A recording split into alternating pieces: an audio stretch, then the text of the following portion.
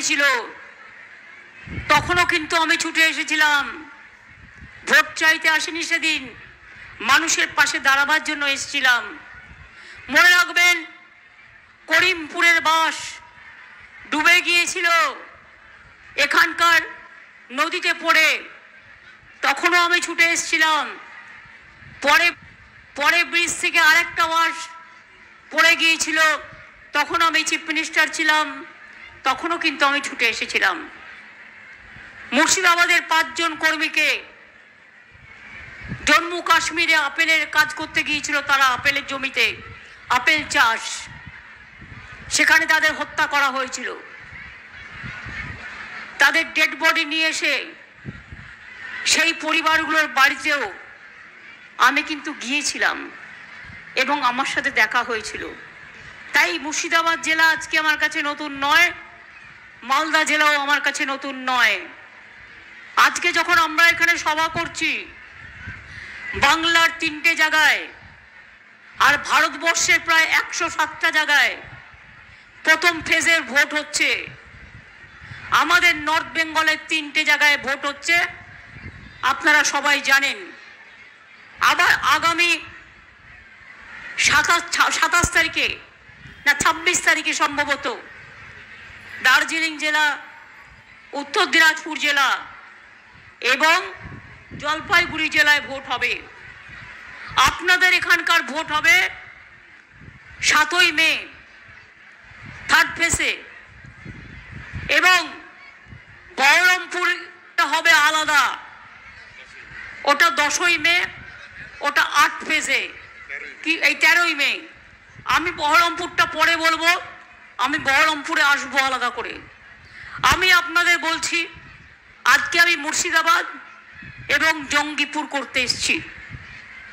মুর্শিদাবাদের মানুষ একদিন মনে রাখবেন, সিরাজউদ্দৌলা পলাশির প্রান্তে যুদ্ধ করে মির্জাফর গদ্দারকে তার মাথার মুকুট তুলে দিয়ে বলেছিলেন, তুমি বাংলার স্বাধীনতা রক্ষা করো, আমার মুকুট নিয়ে নাও। কিন্তু মির্জাফর সেদিন কিন্তু কথা শোনেনি, ইংরেজদের সাথে হাত মিলিয়ে 1757 সালে পলাশির যুদ্ধে বাংলাকে হারিয়ে দিয়েছিল। সেরকম আজও মনে রাখবেন, বিজেপি করে আজকে কারা? যারা প্রচুর টাকা করেছে তারা ইডিতে ভয় পায়, সিবিআই কে ভয় পায়, এনআইএ কে ভয় পায়, ইনকাম ট্যাক্স কে ভয় পায়। বিজেপি 10 বছরে একটা কাজও মানুষের জন্য করেনি, কিন্তু দাঙ্গা লাগিয়েছে,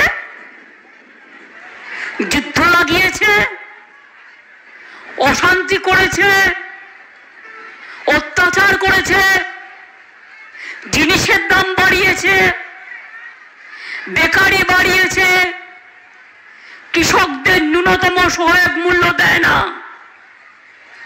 আমরা কৃষকদের 10,000 টাকা দিই মান্থলি ভাতা, এই বছরে। লক্ষ্মীর ভান্ডার, এত বড় সাহস!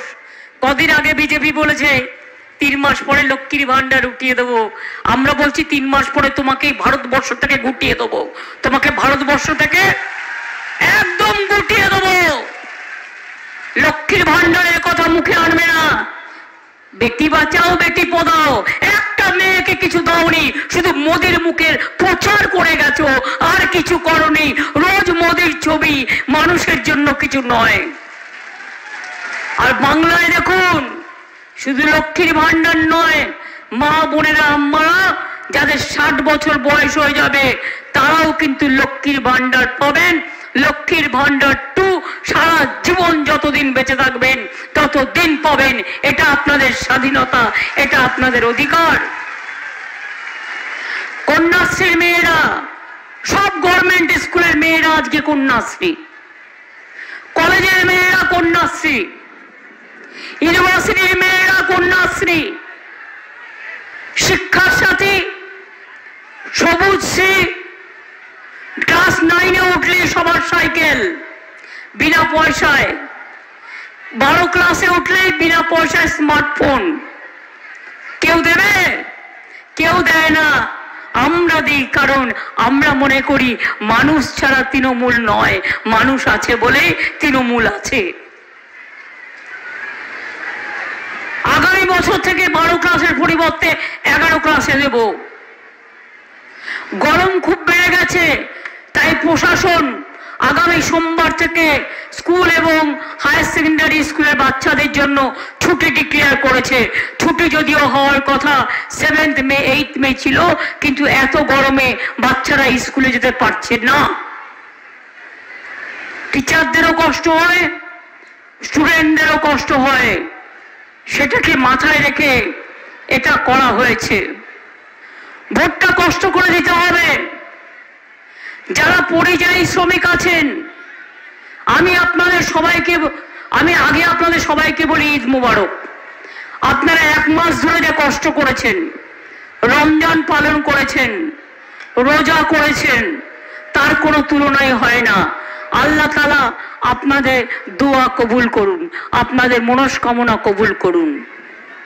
সাথে সাথে বলবো, রমজান মাসে যারা বাড়ি এসছেন পরিযায়ী শ্রমিকরা, ভোট না দিয়ে এক পা নড়বেন না। যদি আপনি ভোট না দেন, আগামী দিন আধার কার্ড থেকে আপনার নামটা বাতিল করে দেবে, দিয়ে এনআরসিতে ঢুকিয়ে দেবে, ক্যাতে ঢুকিয়ে দেবে। এই সুযোগটা দেবেন না।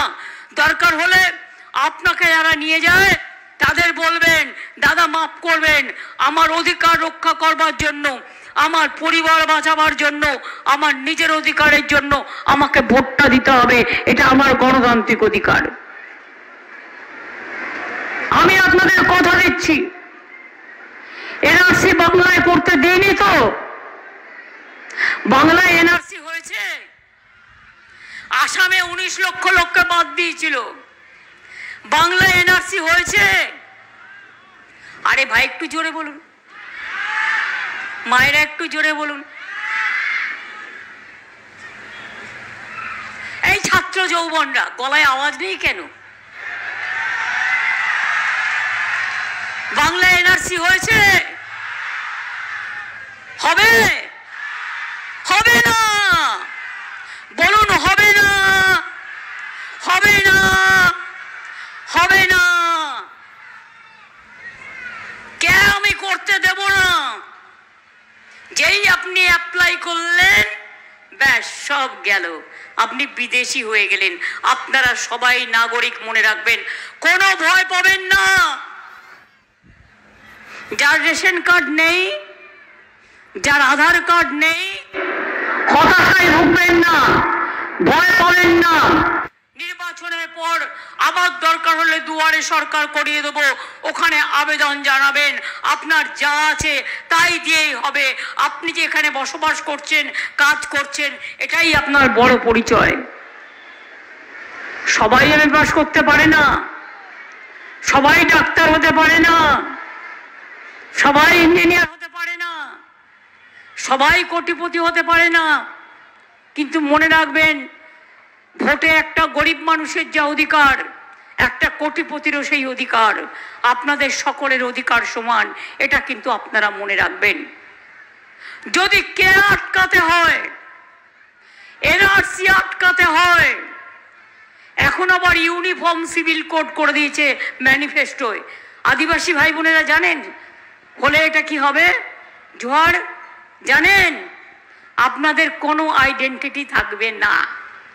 তপশিলি বন্ধুরা জানেন আপনাদের কোনো আইডেন্টিটি থাকবে না।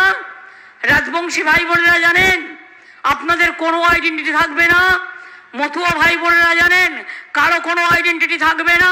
সংখ্যালঘু ভাই বোনেরা জানেন আপনাদের যে আইডেন্টিটি, আপনাদের ধর্মীয়, দলিতদের আলাদা ধর্ম, আদিবাসীদের আলাদা ধর্ম, তারা নিজেদের ধর্ম মতো ধর্ম পালন করে, তপশিলীরা নিজেদের ধর্ম মতো পালন করে। হিন্দুদের মধ্যেও মনে রাখবেন অনেক কাস্ট আছে, অনেক সাব কাস্ট আছে। ব্রাহ্মণরা যেটা করে কায়স্থরা সেটা করে না, কায়স্থরা যেটা করে নমশূদ্ররা সেটা করে না। অনেক কাস্ট, অনেক ধর্ম, অনেক বর্ণ, অনেক জাতি। আমাদের ঘরে ব্রাহ্মণদের পইতে হয়, কায়স্থদের পইতে হয়, নিয়ম আছে এক একটা। আমাদের বিয়ে হয় সন্ধ্যাবেলায়, কিন্তু সংখ্যালঘু ভাই বোনেদের বিয়ে হয় দুপুরবেলায়। আদিবাসীদের বিয়ে আমি দেখেছি, ওরা কি সুন্দর ডোলায় চড়িয়ে ওরা কি সুন্দর বিয়ে দেয়, তাদের সিস্টেম অন্যরকম। আর মোদি গ্যারেন্টি কি দিচ্ছে? অন্য সিভিল কোড করবেন বিধি, অর্থাৎ একটা নেতা একটা মানুষ, একটা নেতা একটা দেশ, একটা নেতা একটাই, মানে ওটা হিন্দু ধর্মও নয়, চাপিয়ে দেওয়া বহিরাগত দস্যু দাঙ্গা ধর্ম।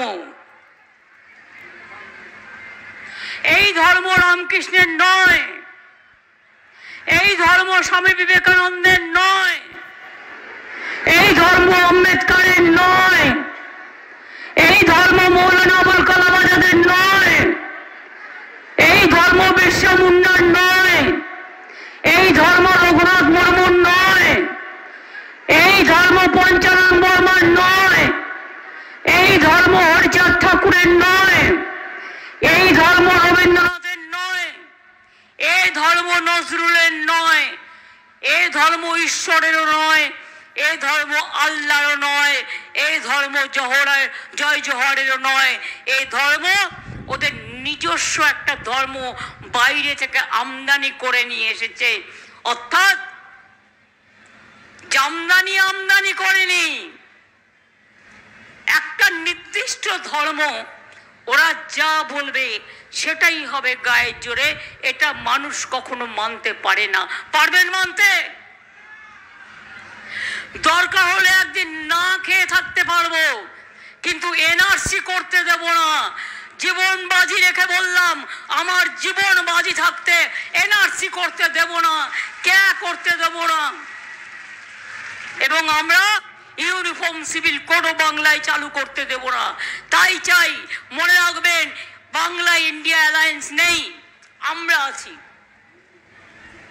কেন্দ্রে সরকার হলে ইন্ডিয়া জোটকে আমরাই সাহায্য করব, আমরাই নেতৃত্ব দেব, বাংলা নেতৃত্ব দেবে। এখানে সিপিএম কংগ্রেস বিজেপির দালালি করে, তাই আমাদের সাথে ওদের কোনো সম্পর্ক নেই। কংগ্রেস সিপিএম তো কেরালাতেও লড়াই করছে। আবার এখানে দেখুন, কংগ্রেস সিপিএম সিট শেয়ারিং করেছে, বিজেপির কাছ থেকে কিছু কিছু নিচ্ছে আর দিচ্ছে। আপনাদের বলি, কালকে পরশুদিন ছোট্ট একটা ঘটনা ঘটিয়েছিল, আমি জায়গাটার নাম বললাম না, কালকে আবার ঘটিয়েছিল।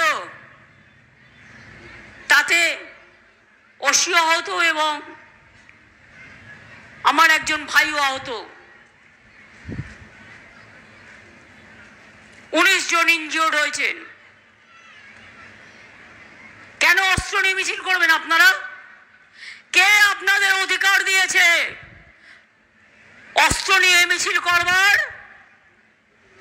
কে অধিকার দিয়েছে মণিপুরে 200 চার্চ পুড়িয়ে দেওয়ার? কে অধিকার দিয়েছে মসজিদে গিয়ে বোমা মারবার? কে অধিকার দিয়েছে দলিতদের ওপর অত্যাচার করবার? কে অধিকার দিয়েছে সংখ্যালঘু দেখলেই তাদের বাড়িতে এনআইএ ঢুকে পড়বার? কে অধিকার দিয়েছে? বলে না, যত গর্জে তত বর্ষে না। শূন্য কলসি বড্ড বাজে বেশি। মোদির গ্যারান্টি কি?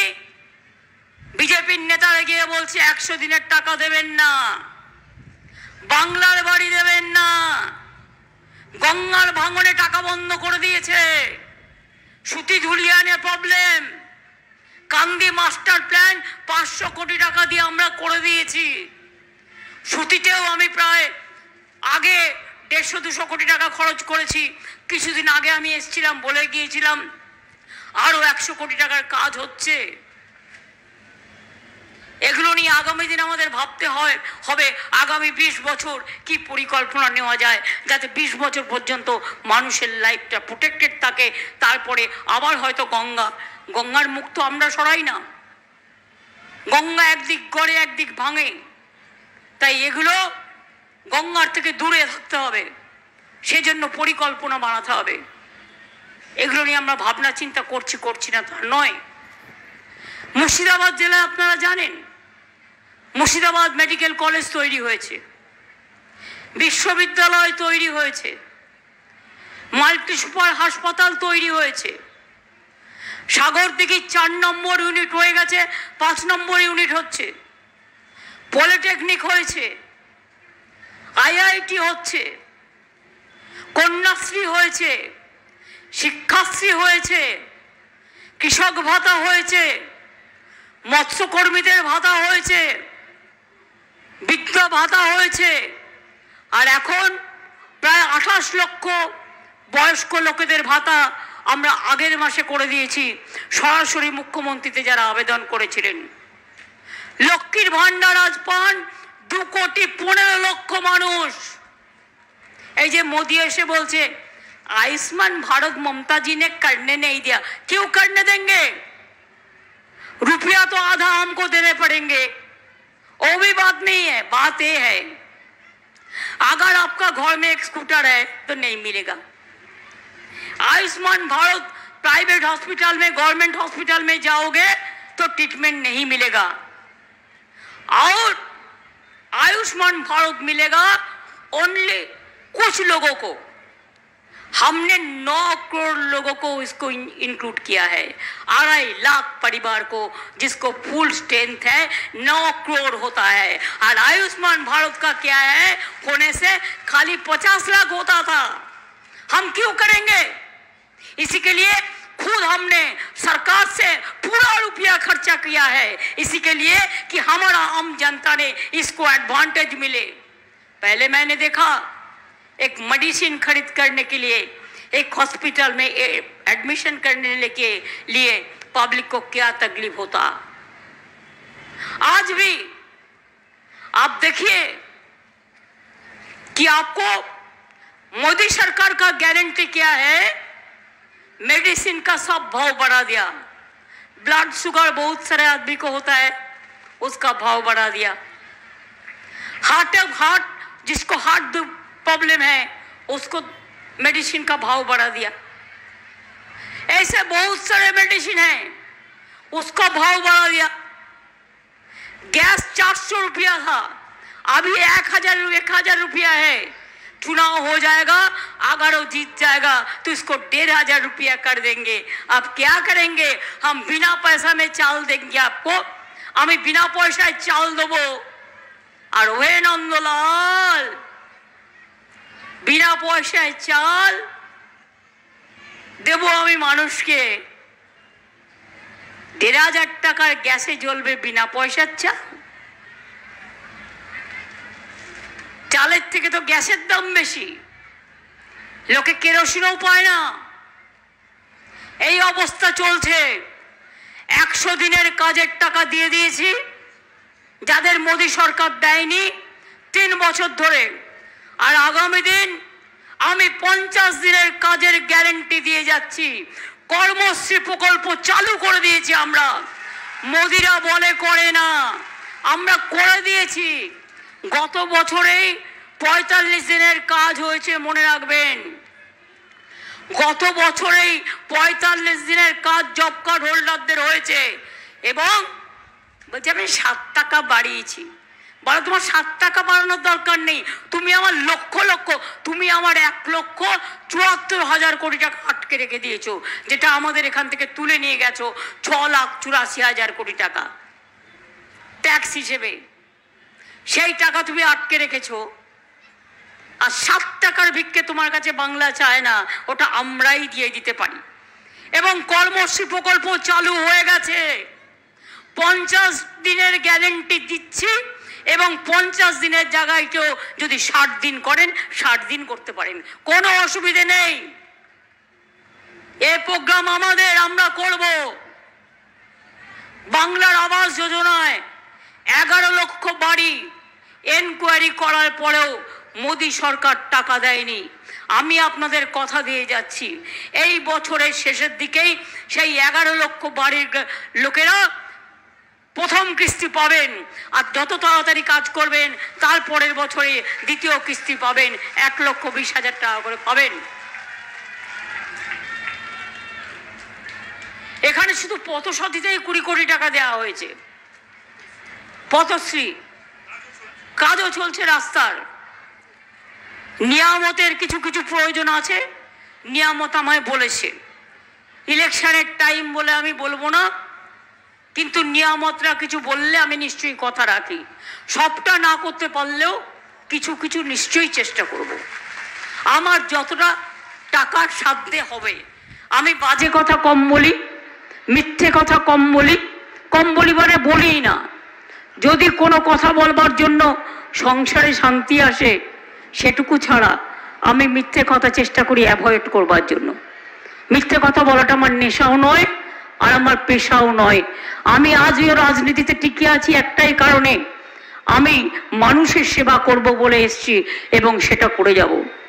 সংখ্যালঘু ভাই বোনেরা জেনে রাখুন, বাংলায় একমাত্র 17% ওবিসি করে আমরা 90% সংখ্যালঘুদের ঢুকিয়ে দিয়েছি বলে আজকে লক্ষ লক্ষ ছেলে মেয়েরা আপনাদের ঘরে আজকে ওবিসি কোটায় পড়াশোনা করছে। আমি জেনারেল কোটাকে ডিস্টার্ব না করে আমি এডুকেশনে কোটা বাড়িয়ে দিয়েছি। আজকে তপশিলি মেয়েরা জেনে রাখুন, ছেলেরা, আদিবাসীরা, যেমন স্টুডেন্টদের জন্য 10 লক্ষ টাকার স্মার্ট ক্রেডিট কার্ড করে দিয়েছি, তেমনি সংখ্যালঘুরা যদি মনে করেন, আদিবাসীরা মনে করেন, তপশিলীরা মনে করেন 20 থেকে 30 লাখ টাকা নিয়ে তারা দেশের বাইরেও পড়তে যেতে পারেন এবং উচ্চ শিক্ষা করতে পারেন।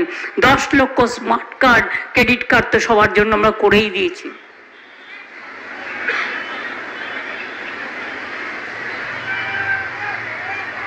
কিছু বাকি রাখিনি, সব করেছি।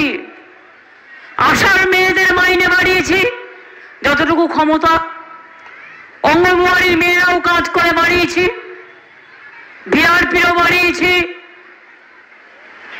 গ্রিন পুলিশের সাম্মানিকও বাড়িয়েছি, সিভিকেরও বাড়িয়েছি, দিয়ে আরো 4% সরকারি কর্মচারীরা মে মাসে পেয়ে যাবেন। এটা